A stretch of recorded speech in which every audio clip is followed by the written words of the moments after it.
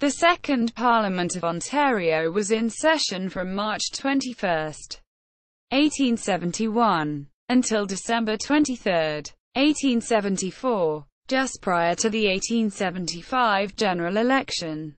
The majority party was the Ontario Liberal Party led by Edward Blake. Oliver Mowat replaced Blake as Premier in October 1872. An act was passed in 1872 which prohibited a member from holding a seat in the Legislative Assembly while holding a seat in the Dominion Parliament, a so-called dual mandate. There were 88 members in the second legislature. Richard William Scott served as Speaker for the Assembly until he was named to Cabinet on December 21, 1871. James George Currie succeeded Scott as Speaker, serving until his resignation on March 29, 1873. Rupert Mearse Wells then succeeded Currie as Speaker.